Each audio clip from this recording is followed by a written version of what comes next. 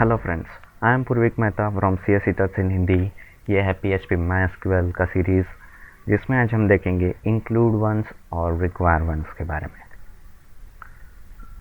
तो उसमें ज़्यादा कोई फ़र्क तो नहीं होता है, जैसे ही इंक्लूड और रिक्वायर में था वैसे ही इंक्लूड वंस और रिक्वायर वंस में था। लेकिन हम फ़र्क ये देखेंगे कि इंक्लूड और इंक्लूड वंस इन दोनों में क्या फ़र्क है। अब उसके लिए हम यहाँ इस functions.php को डिलीट कर देते हैं और एक नई फाइल बनाते हैं header.php। अब हम आज के लेक्चर में ये भी सीखेंगे कि हमें अगर हेडर फुटर बनाना है, हम कोई बड़ा प्रोजेक्ट बना रहे हैं, तो ऑब्वियसली बात है कि उसमें हेडर और फुटर कई सारी फाइलों में सेम होता है। तो हमें हर बार हेडर और फुटर को कॉपी करने की ज़रूरत नहीं होती कि एक फ़ाइल में लिखा फिर उसको कॉपी करके दूसरी फाइल में लिखा। तो हम हेडर एक फ़ाइल में बनाते हैं और ऐसे header.php करके फ़ाइल बना लेते हैं और इसे इंक्लूड करा देते हैं ऊपर फाइल के अंदर। तो ये है हमारी header.php और ये है include_ones.php, सॉरी index.php। तो इसे भी अभी ब्लैंक कर देते हैं और हेडर को भी ब्लैंक। तो सबसे पहले header.php में हम एक HTML बनाएंगे। HTML हेड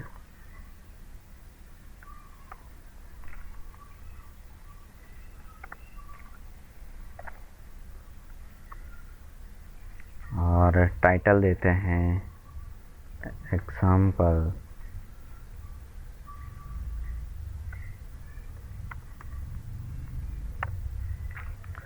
तो ये हमने एक हेडर बनाया और बॉडी को सिर्फ स्टार्ट करेंगे। एंड हम करेंगे footer.php में। तो ये हमने बॉडी स्टार्ट की। अब एंड इसको हम यहाँ नहीं करेंगे, उसके लिए एक और फाइल बनाते हैं यहाँ पे footer.php।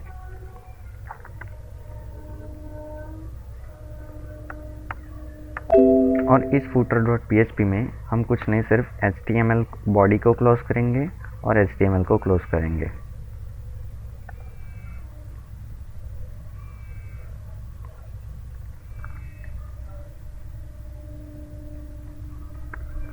और यहाँ चाहे तो हम कुछ लिख सकते हैं कि हमें दिखाई दे कि ये फुटर है। तो क्या लिखें, सिंपली टैक्सी लिख देंगे।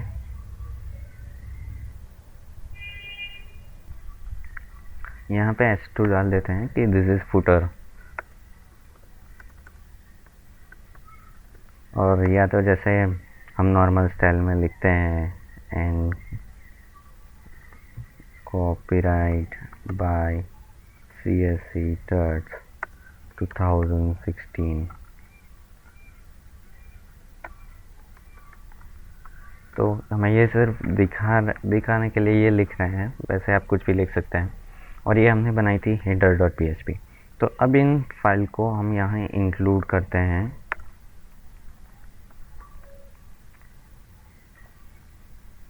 ये हमने कहाँ रखी है, इंक्लूड्स फोल्डर के अंदर header.php।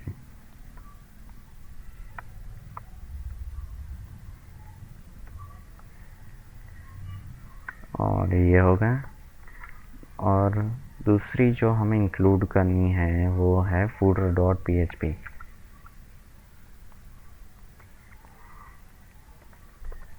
और इन दोनों के बीच में अब हम जो भी लिखेंगे तो हम डायरेक्टली यहाँ लिख सकते हैं। हमें हर बार हेडर फुटर बनाने की ज़रूरत नहीं पड़ेगी। आप देख सकते हैं यहाँ पे हेडर फुटर अपने आप आ जाएगा। देखिए हेडर में हमने कुछ लिखा नहीं था, इसलिए हम यहाँ लिख भी देते हैं हेडर में कि दिस इज़ हेडर। यहाँ H2 डाल देते हैं, this is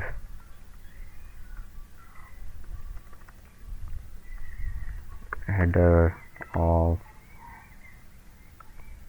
this is from header file, ऐसे लिख देते हैं।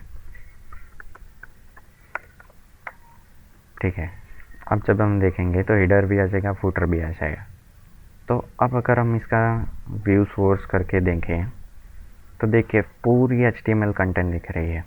ये HTML head, HTML head start, head close, body start, H2 from body, ये फूटर हमारा जो हमने लिखा था तो वो मैनेज हो गया जैसे हमने लिखा था यहाँ पे कि इंडेक्स में पहले हेडर को इंक्लूड करा है तो हेडर फाइल में जो कंटेंट था वो यहाँ पे रिप्लेस हो गया। देन फूटर में जो था वो जब यहाँ फूटर इंक्लूड कराया तो आ गया। और इसके बीच में अगर हम लगते हैं कि सपोज एज 3 कि this is body part, this is from index.php और जब रिफ़्रेश करेंगे तो आप देखेंगे हेडर आ गया, हमारी इंडेक्स फाइल की जो बॉडी थी वो आ गई, फूटर भी आ गया। और अगर आप इसे रिफ़्रेश करें देखिए H3 इंडेक्स फाइल का भी बीच में आ गया। तो ये डिपेंड करता है आप इनको कहाँ लिखते हैं। लेकिन अब यहाँ तक तो सब सही था, प्रॉब्लम कहाँ है। अब मान लीजिए इस फाइल को मेरे से एक और बार कॉपी हो गई हेडर फाइल, और जब मैं इसे रिफ्रेश करूँगा तो ये 2 बार डाल दिया इसने, दिस इज़ फ्रॉम हेडर ए, और फिर एक बार कॉल हो गई। जबकि होना क्या चाहिए, कोई एक फाइल में 2 हेडर तो हो नहीं सकते। देखिए यहाँ 2 बार HTML बन गए, 2 बार हेड बन गए, तो ऐसा तो नहीं होना चाहिए, ये थोड़ा गलत हो जाएगा। गलती से अगर कोई ये करवा दे, ऐसे कई एग्जांपल है, ये मैंने सिर्फ हेडर के एग्जांपल आपको दिखाने के लिए लिया है कि एक फाइल में, क्योंकि एक फाइल में 2 हेडर नहीं हो सकते। तो ऐसी कई सिचुएशन आती हैं कि वो फंक्शंस एक ही बार कॉल होने चाहिए, 2 बार नहीं होने चाहिए। तो अब ये छोटा प्रोग्राम है, यहाँ पर तो हमें दिख जाता है कि हमने वहाँ इंक्लूड कराई है। लेकिन जब प्रोफेशनली वर्क होता है तो कुछ क्लासेस कोई और बनाता है, कुछ फाइल कोई और बनाता है, तो उसमें किसने क्या इंक्लूड कराया हमें पता नहीं होता। तो वो इंक्लूड हम ढूंढने बैठे तो अगर मान लीजिए 200 लाइन का कोड है तो आपका टाइम कितना जाएगा। तो इससे बेटर सॉल्यूशन ये है कि आप इंक्लूड वंस का यूज़ कर लो। कुछ नहीं करना आपको, इंक्लूड के बाद यहाँ पे जब आप कॉल कर रहे हो, मतलब इंक्लूड करवा रहे हो, तो यहाँ सिर्फ अंडरस्कोर लगा के इंक्लूड वंस इतना कर देना है। तो इसमें होगा ये कि अगर ये फाइल पहले इंक्लूड हुई है तो वो उसे दोबारा इंक्लूड नहीं करेगा। देखिए अब हेडर ऊपर इंक्लूड किया हुआ है, तब दोबारा इंक्लूड नहीं होगा। देखिए पहले हो रहा था, अब हम इसे जब रिफ़्रेश करेंगे तो this is from header file. और अगर आप इसका व्यू सोर्स भी देखें तो इसने दोबारा इसको इंक्लूड नहीं किया, मतलब कि ये पहले हो चुकी है इसलिए। और अगर मान लीजिए हम इस फूटर पे ये इंक्लूड वंस लगा दें,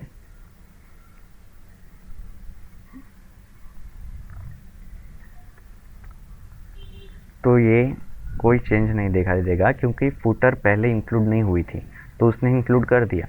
लेकिन अगर फूटर भी पहले इंक्लूड हुई होती, देखिए हम यहाँ से इसे हटा देते हैं और यहाँ डाल देते हैं और ये वंस हटा देते हैं, मतलब कि हमने पहले इंक्लूड की हुई है। तो देखिए इसने फिर से इंक्लूड नहीं की। अगर हम इसका सोर्स भी फिर से देखें, इसने दोबारा फूटर को इंक्लूड नहीं किया। तो ये इंक्लूड वंस का यूज़ है कि आपको जब पता ना हो कि हमने ऊपर इंक्लूड किया है नहीं, तो आप सिर्फ अंडरस्कोर करके वंस लगा दें इंक्लूड के पीछे, तो PHP इंटरप्रेटर खुद देख लेगा। अगर वो इंक्लूड हुई है तो उसे दोबारा इंक्लूड नहीं करेगा, और अगर नहीं हुई है तो उसे वहाँ इंक्लूड कर देगा। बाकी रिक्वायरमेंट्स भी सेम ही है, उसका काम भी वैसा ही है जो इंक्लूड वंस है। फ़र्क वही है जो इंक्लूड और रिक्वायर में था। तो अगर आपने इंक्लूड और रिक्वायर का इसका अगला वाला वीडियो नहीं देखा तो देख लीजिए, उसमें इसको प्रॉपरली समझाया गया है। बाकी इंक्लूड वंस और रिक्वायर वंस भी अगर हम यहाँ लिख दे तो कोई फ़र्क नहीं पड़ेगा, ये ऐसे ही काम करेगा जैसे इंक्लूड वंस करता है। तो आई होप आपको ये समझ में आ गया होगा। तो उसकी प्रैक्टिस कीजिए और इंक्लूड वंस और रिक्वायर वंस और इंक्लूड और रिक्वायर को अलग अलग जगह पे रख के देख लीजिए कि कहाँ क्या फ़र्क पड़ता है। तो इस वीडियो को यहीं तक रखते हैं। अब हमारी सीरीज़ एक्चुअल में प्रॉपर वे में स्टार्ट होने वाली है कि ये कंसेप्ट तो आपने देखे हुए थे, आप और भी प्रोग्रामिंग लैंग्वेज में पढ़ते हैं, लूप्स, कंडीशंस, वेरिएबल वगैरह, लेकिन एरे, लेकिन जो नए कंसेप्ट प्रॉपर ही वेब एप्लीकेशन डेवलपमेंट में आने वाला है वो अब स्टार्ट होने वाला है, जैसे मेथड्स, सर्वर्स, उनके server variables, super global variables, arrays, super arrays, वो सब, सेशन, कुकीज़, वो सब ऐसे कंसेप्ट है कि सिर्फ ज़्यादातर वेब एप्लीकेशन डेवलपमेंट में यूज़ होते हैं। तो आगे की सीरीज़ काफ़ी इंटरेस्टिंग होने वाली है, तो इसकी ज़्यादा से ज़्यादा प्रैक्टिस कर लीजिए। ये तो सिर्फ रिवीजन था क्योंकि ये दूसरी लैंग्वेजेस में होता है, तो अब ये इंक्लूड से स्टार्ट हुई है हमारी एक्चुअल सीरीज़, तो उसमें प्योर पीएचपी कंसेप्ट आने वाला है। सेशन कैसे हम यूज़ करते हैं, कैसे बनाते हैं, लॉगिन लॉगआउट, वो सब कुछ हम आगे सीखने वाले हैं। तो प्रिपेयर रहिए आप, काफ़ी इंटरेस्टिंग होने वाला है, तो इसको ज़्यादा से ज़्यादा प्रैक्टिस कर लीजिए। और थैंक्स फॉर वॉचिंग, और please like, share and subscribe this video and share it on your walls, and happy coding.